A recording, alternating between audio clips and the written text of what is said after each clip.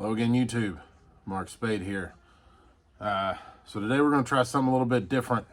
But before we get into that, first and foremost, I hope this video finds you well.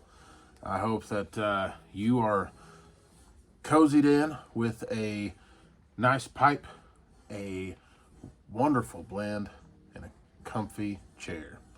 I hope to be joining you very soon.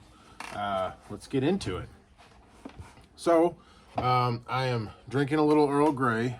It is a cold, wet day here in Tennessee, and just one of those tea and soup kind of days. So that's what we're doing here at the Spade House. I'm doing a little work here in the shop, moving some stuff around because I got a new to me car that I'm going to be parking in here. So I don't know. We'll see what videos look like here in the future once I get things rearranged. But anyway, let's get into it.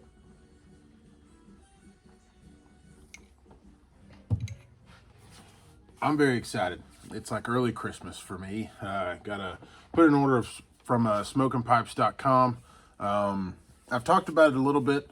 I have been not a purist, but smoking almost exclusively English blends with a little bit of Virginia Periques here and there.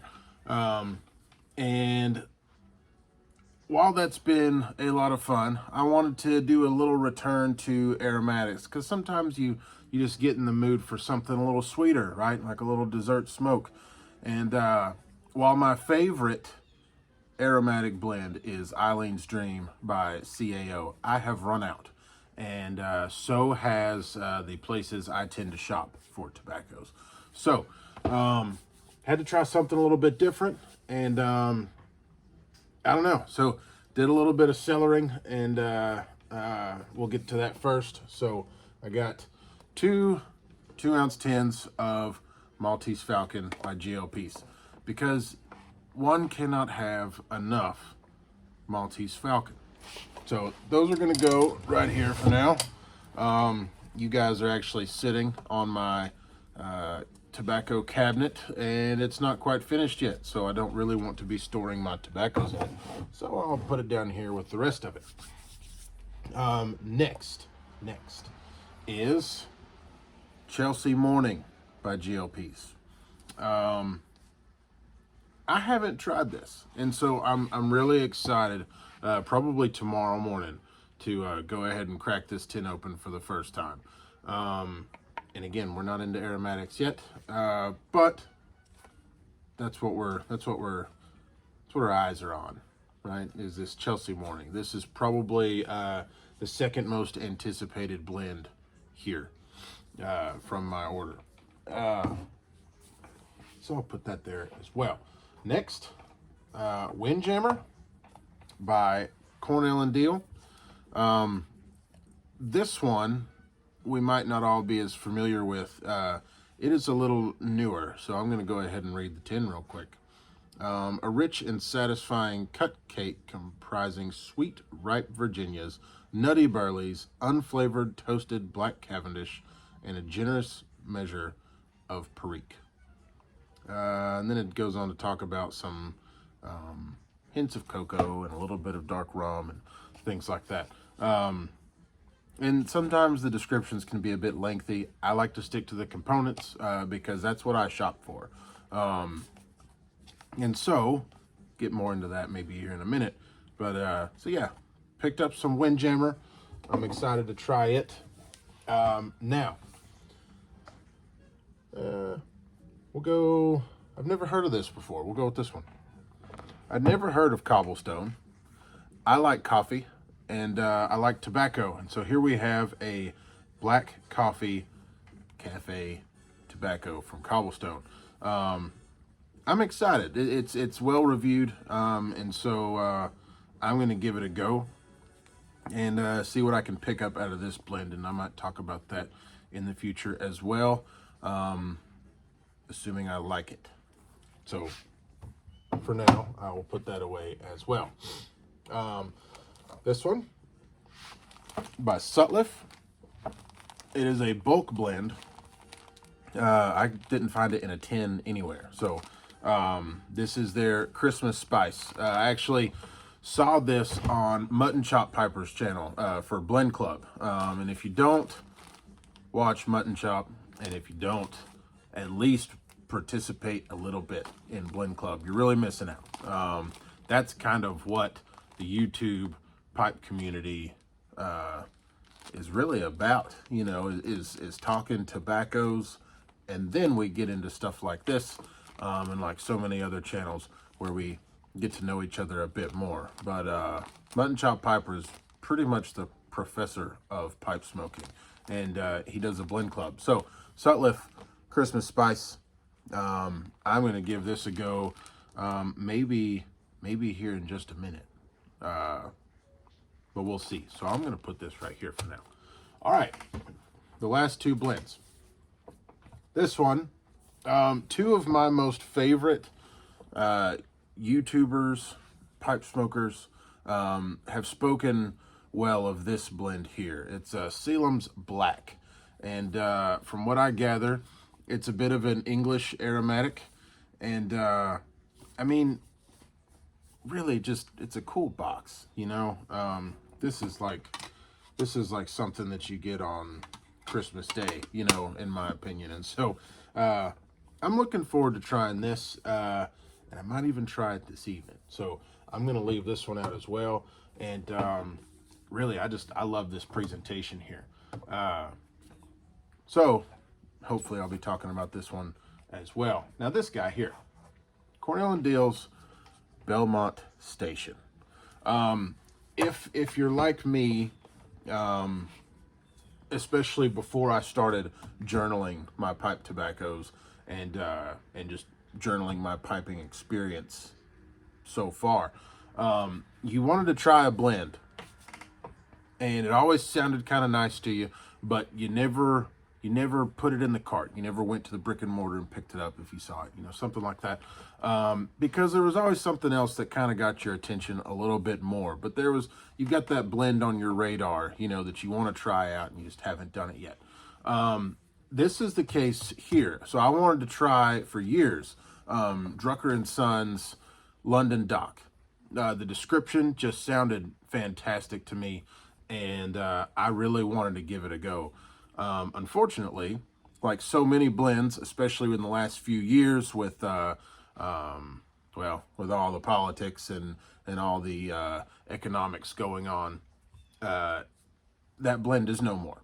And so from what I gather, Belmont Station is a pretty close match. And so I'm looking forward to seeing if I can get some of these notes and these descriptions and reviews that I was really looking for in London Dock had I ever gotten the chance to try it.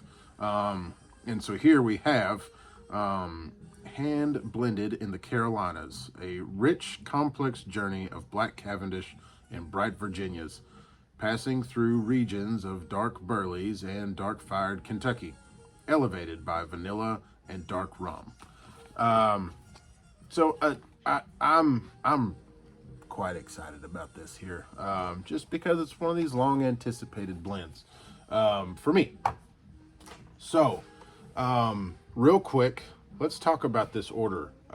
So I got, I think it was 1, 2, 3, 4, 5, 6, 7, 8 different tins or packages of tobaccos here. And why? You know, well, because I primarily order my tobaccos from smokingpipes.com. If I don't pick them up at the shop just down the road here, it's probably coming from smokingpipes.com. And what happens there is that I think it's after $95 you get free shipping. Now, from where they're located in South Carolina to where I'm located here in Tennessee, it typically takes, 3 to 4 days for my order to get from them to my house. And so it's pretty quick, right? It's a good turnaround, but To pay shipping, it runs me about, you know, what is it, roughly $10-11.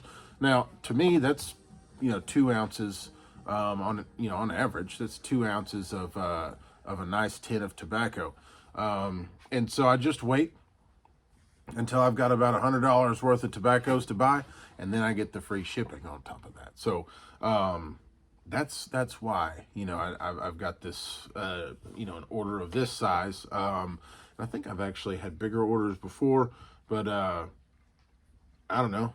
If you like this kind of thing, let me know in the comments, and I'll do more of this whenever I do my orders.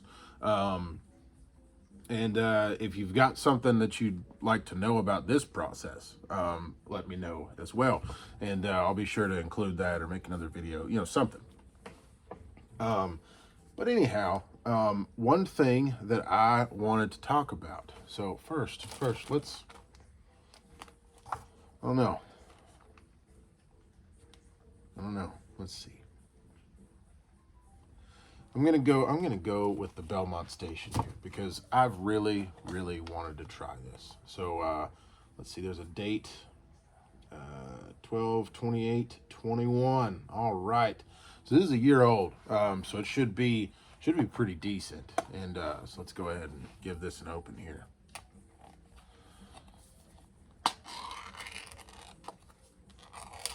All right. So these little top pieces, these are great. I just throw them away. I don't know what you guys do with them, but let's look at this presentation here. So right out of the tin, right, fresh tin, it's pretty dry, you know, so this is good. It's not real moist. There's a little bit of moisture there, so this should pack really well. Nothing exciting to see here, really. You know, it's just like all the other blends of tobacco that we enjoy, right? But I'm going to go ahead and load this up while I talk. So I'm going to load up this old rough and tough meerschaum here, because it's great for trying out new blends. And I've actually been smoking out of this guy all day, so that's where we're at with this process. But one thing I wanted to talk about is missing out on blends, right? Because that's what brings me here to this Belmont station today, rather than the discontinued Drucker and Sons London Dock. So a lot of times you kick yourself, or at least I do, you know. So full transparency, I missed Frog-Morton series, all of it. At the time I was smoking aromatics, and I really wasn't smoking that often anyway, so so it wasn't something that even appealed to me. Had I tried Frog-Morton in the beginning of my pipe smoking journey, I don't think I would have liked it. I probably would have gifted it to somebody else or thrown it away. So I would have squandered, you know, a fine tobacco anyhow. And now, right, it sounds like it was probably quite the delicious daily smokable blend. But you know, it's okay, right? Some things are meant for us to have, for us to interact with, for us to try, for us to experience, and some things just aren't, right? So if you missed it, you missed it. It's okay. The good thing is that we pipe smokers are a nostalgic bunch. I believe there's a really cool German word for that. Fernway. I probably said that horribly wrong, but that's the essentially far sickness, right? It's it's nostalgia that you didn't actually experience, right? So it's this longing for something else. And I think that as pipe smokers, we all kind of do that, at least to one extent or another.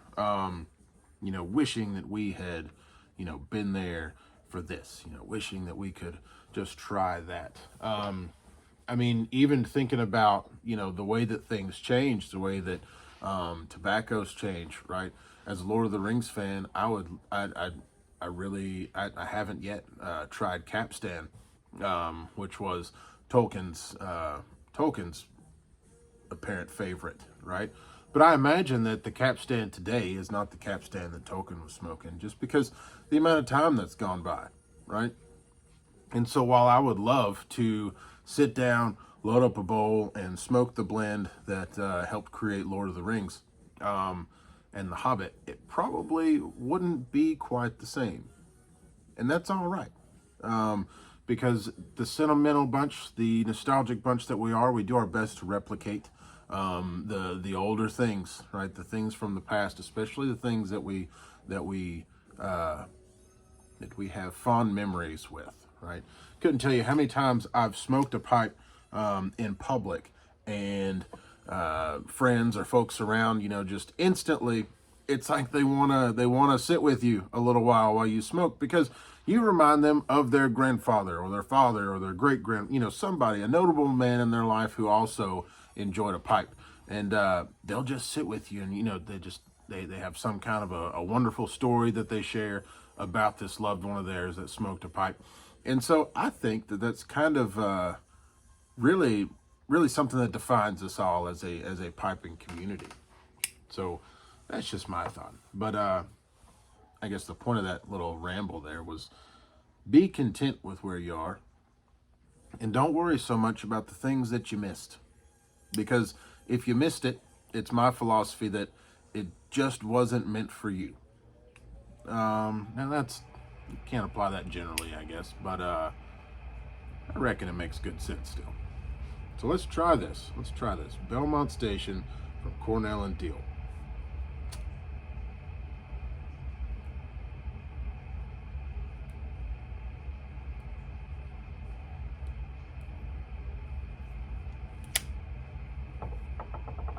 Oh man, yeah.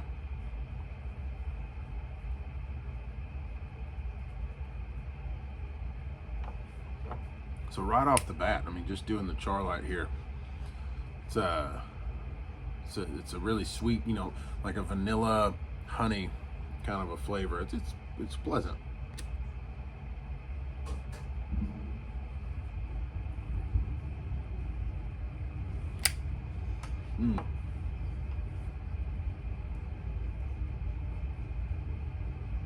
There's a nuttiness to it, which is very nice.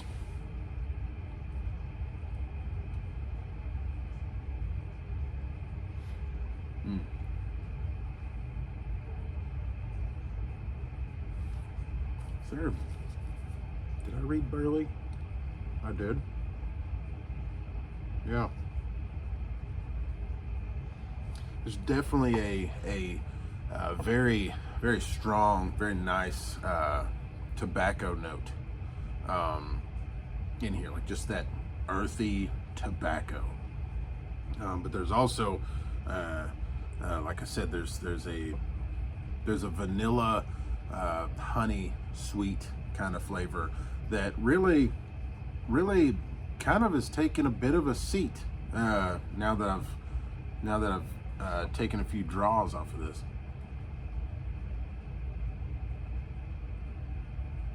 There's the rum, definitely in that retro hell there.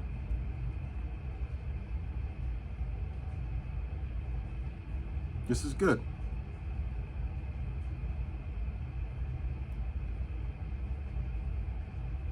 My friends, you should try it. It's I like this.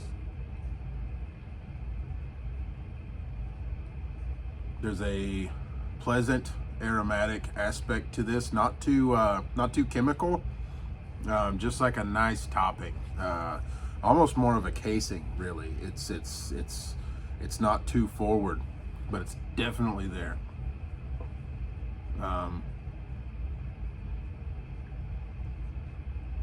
a little bit of rum.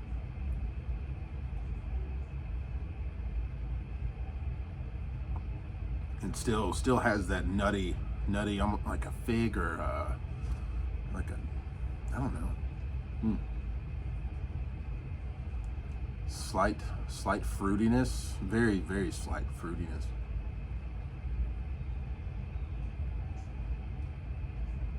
A pleasant, very pleasant blend. We'll have to see what Mrs. Spade says about it,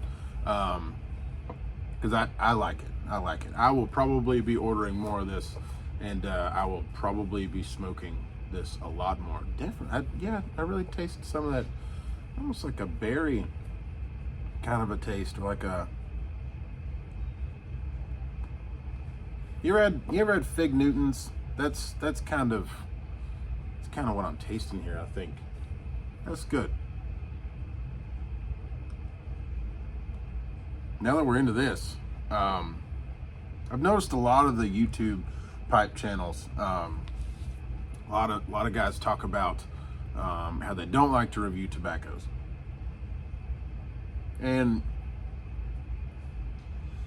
I respect that.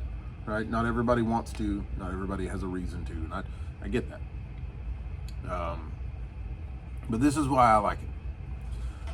You ever bought even something simple like socks off of, say, Amazon or any other website, really? It could have been the direct, manufacturer's website or whatever. And you try to read the reviews to see how it fits.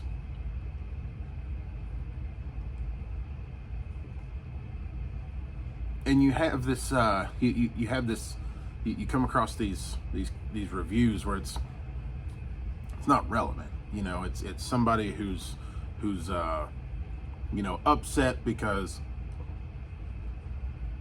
while they know they have a small foot, the sock just doesn't fit. Right? And it's if something tends to fit you a certain way, right? If you are outside the norm here, then things are going to be different for you.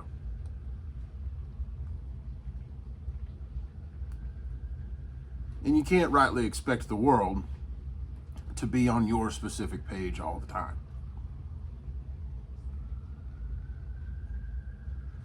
Or when I read tobacco reviews, and I've got several message boards that I look at, and a couple different websites and things like that. And when I look at tobacco reviews, sometimes you can tell. It's a newer pipe smoker.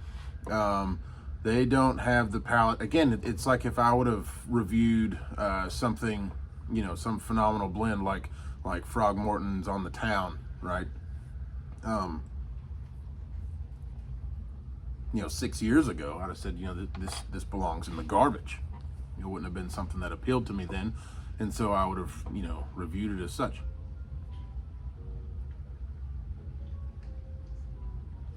But as you get more into this hobby, and expand your likes and refine your tastes, you look at blends differently, and that's why I like to get on here, especially, and listen to other pipers talk about the blends that they enjoy, because I might not experience the same thing when I smoke it, whether it's because of what I'm smoking it out of, or how I light it, or just me as a person, right? It might not have a good fit for me. It just might not be a taste that I like. I at least like to hear what somebody else has to say about it.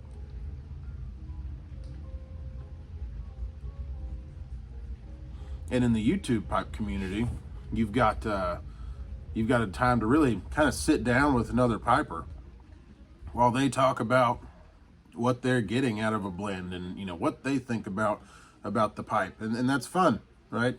It's fun to actually hear other folks talk about the hobby that I so dearly enjoy. So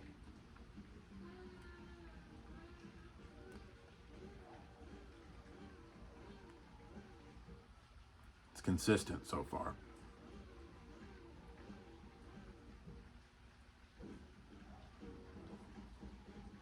The I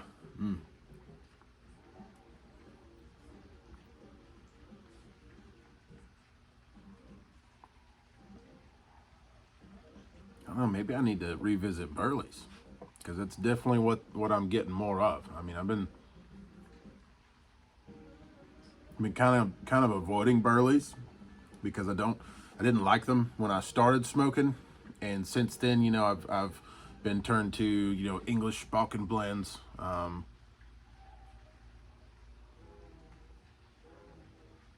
It's experiencing, you know, a lot more of the Latakia, Oriental, Virginias, red and bright Virginias.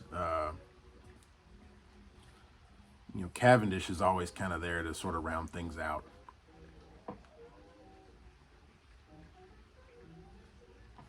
But I'm pretty sure what I'm tasting right now is burley, and it is fantastic.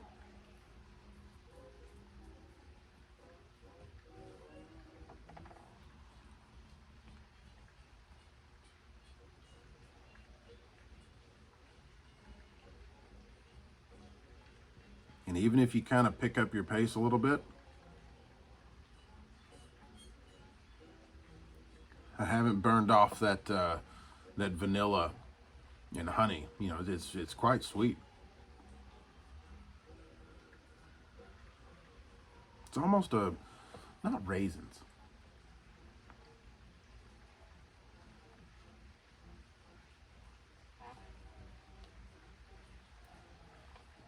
Yeah, I'm gonna stick to my original thought here.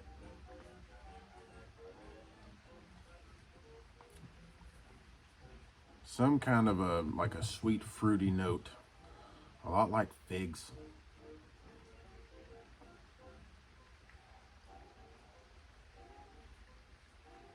I like it. Let's try the tea here.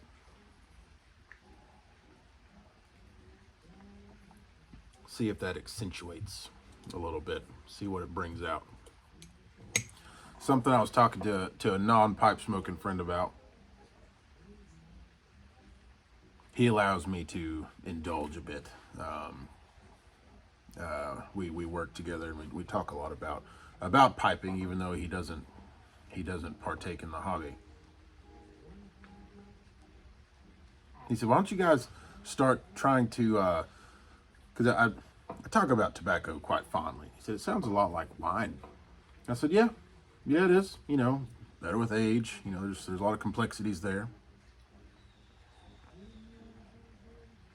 He said, "Well, you know how they do wine pairings?" I said, "Yeah."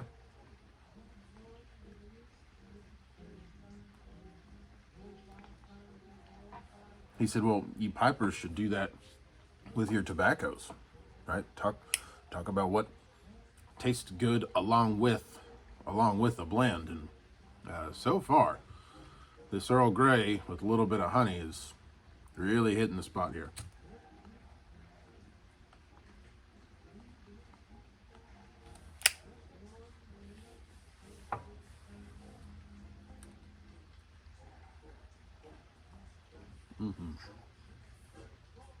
Yeah, even heating it up.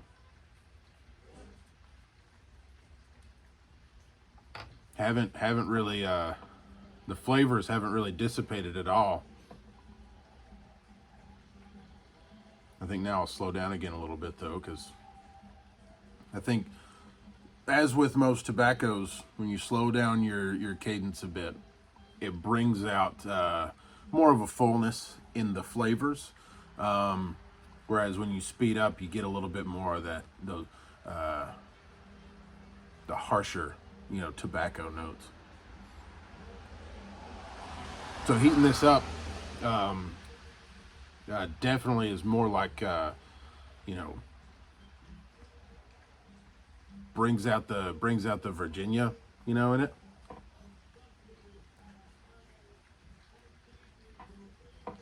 And everything's still there though. Everything is still there.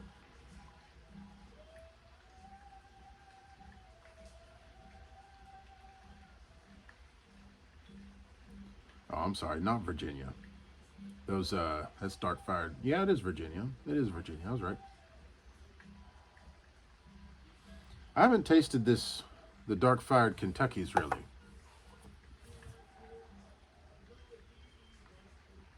Which, if my memory serves me right, is still burley.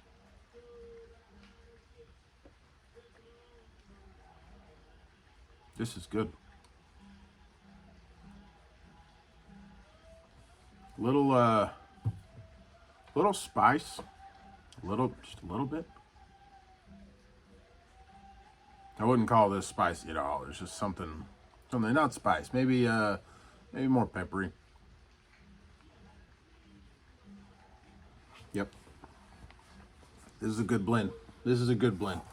Try Belmont Station by Cornell and Deal. It is worth picking up.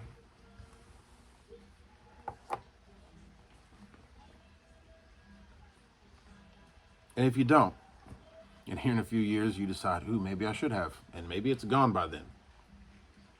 It's all right. There will be more.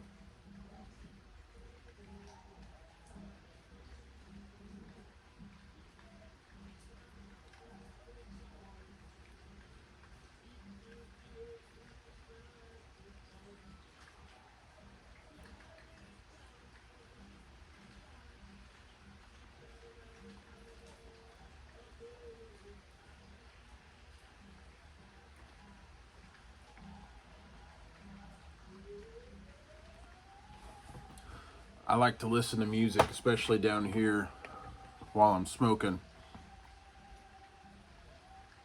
Now this song is probably a little annoying in the background, but I have Amazon Music Unlimited on an Echo Dot, and what's nice is I can just come down here and say, hey, play big band. And I've got a whole playlist of 30s and 40s, mostly big band, and from time to time there's a little bit of Sinatra.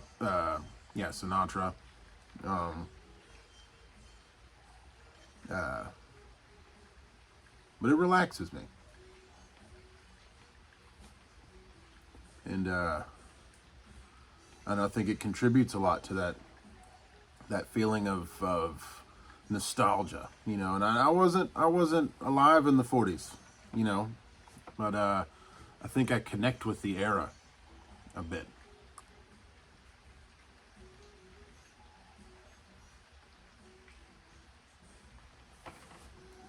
And the same goes for this car that I got. It's a 2008 Toyota Avalon. But really on the inside, it's a lot like a low-end Lexus. I mean, it's got that wood grain, trimming and stuff like that. It's a pretty sharp little car here. And I don't really care these days anyway about what make and model a car is. It just needs to be appealing to me. And there's a bit of a regal nature to this thing, and I don't know, just seems a bit more gentlemanly. Oh wow!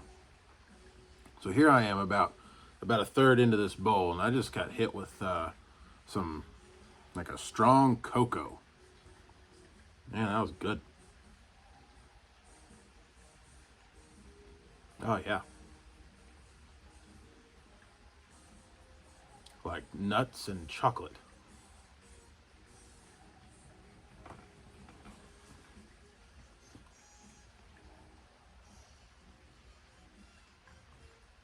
Nuts and chocolate, yeah. That sweet honey kind of flavor is still there.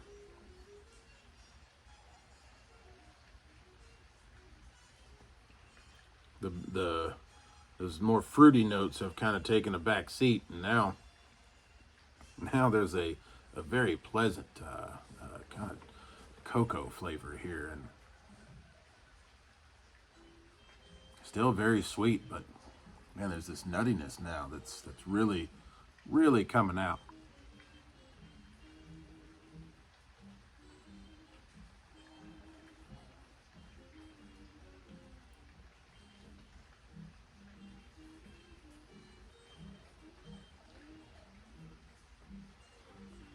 Very tasty blend.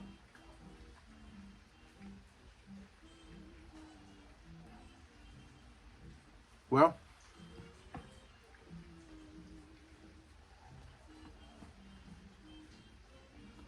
I'm just going to continue on.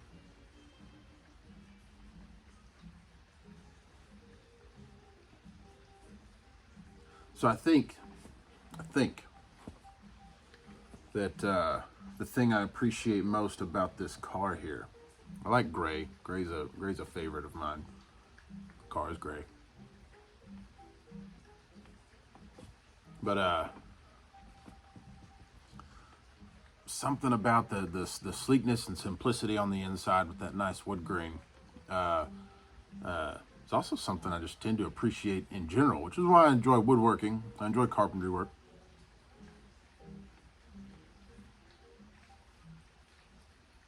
And it's just like this table here, you know, I was gonna sand it and stain it, and you know, I just kind of appreciate, you know, little patina and scratches and wear and tear on this thing. Just kind of cleaned it up real good, and I like it the way that it is. There's something comforting and familiar about it to me.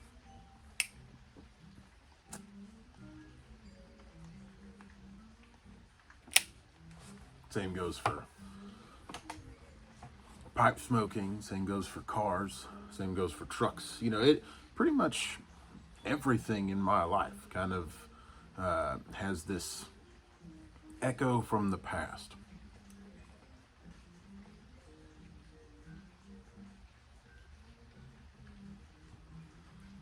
The car I grew up riding around in had the fake wood on the inside and an 8-track player. Grew up on stuff like listening to Temptations, the Monkees, a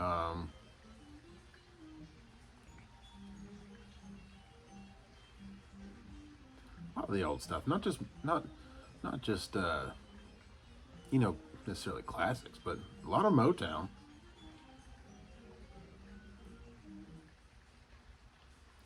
If I remember right, there was some Gladys Knight in there.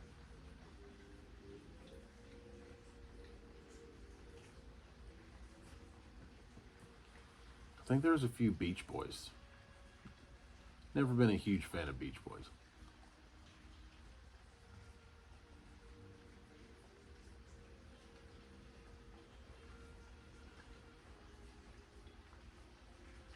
So I think finding some more imitation wood in a car is just kind of nice to me. Big back seat, just like what I grew up in. So that'll be cool for the kids, right?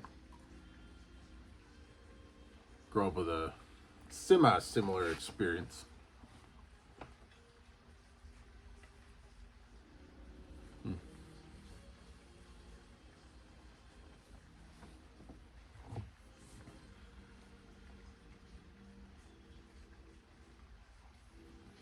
And then, you know, just sitting here, pedaling around in the shop, trying some new tobacco, listening to the rain coming down out there. Got my music on in the background.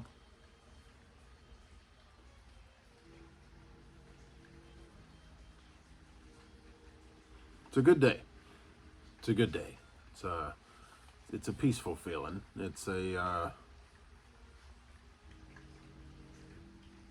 one of those that just helps you unwind, right? Now I'm just looking forward to that soup later.